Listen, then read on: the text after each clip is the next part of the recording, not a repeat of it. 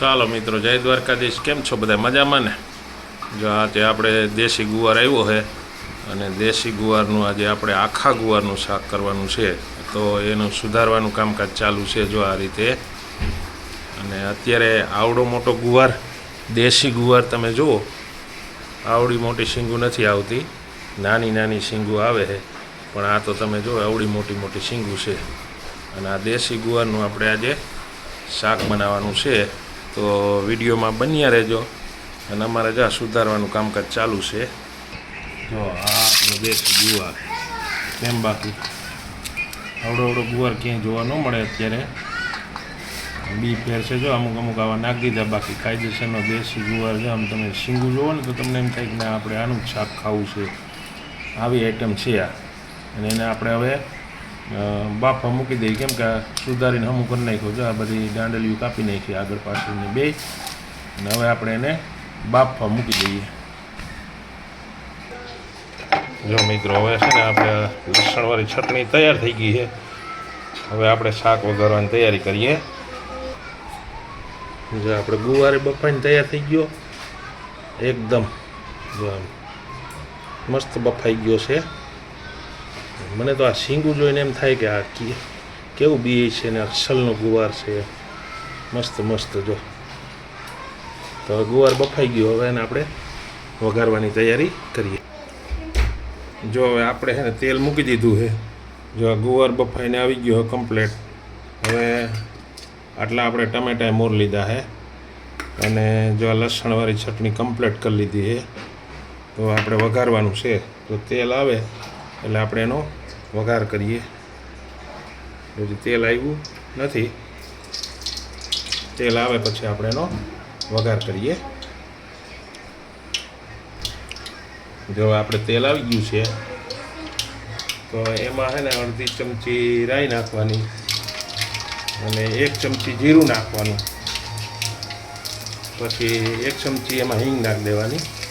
પછી એ બધું નાખી અને આપણે એમાં ટમેટા એડ કરી દેવા.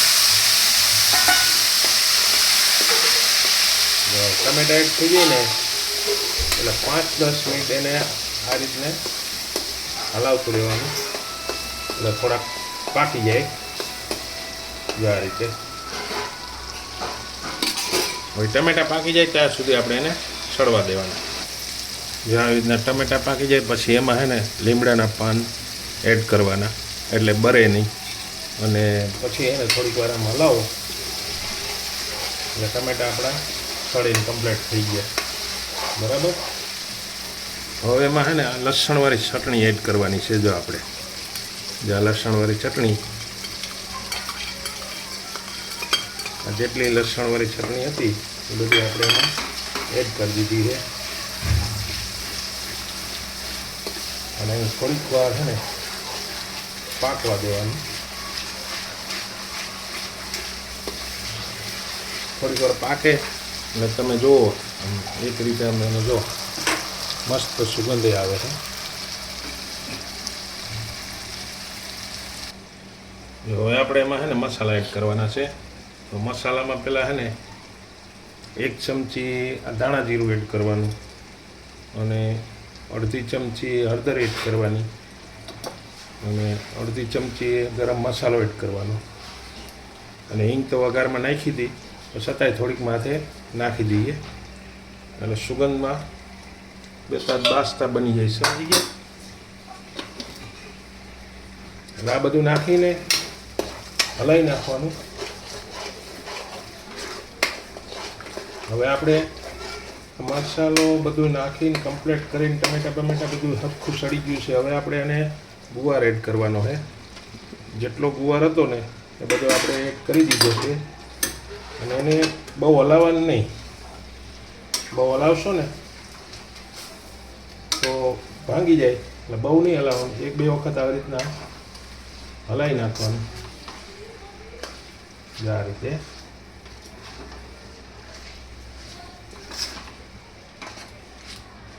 આ રીતે હલાવી નાખવાનું. અને ગેસની ફ્લેમ હવે હાવ ધીમી કરી નાખવાની. એટલે એટલામાં થોડું પેલું થાય તો એ સડી જાય. પછી માથે આપણે બાફવામાં નાખ્યું હતું મીઠું, પણ છતાંય આપણે થોડી 1 ચમચી અડધી ચમચી જેટલું આપણે માથે એડ કરી દઈએ. હવે એને થોડીક વાર ઓલું થવા દઈએ અને પછી આપણે એને ઉતારી લેશું. જો આપણે આખા ગુવારનું શાક તમે પહેલી વાર જોયું છે. શાક તો બધા બનાવતા હોય, હવે લસણવાળી ચટણીનું શાક તમે પહેલી વાર જોયું છે. જો આપણે શાક સળી અને કમ્પ્લીટ થઈ ગયું છે.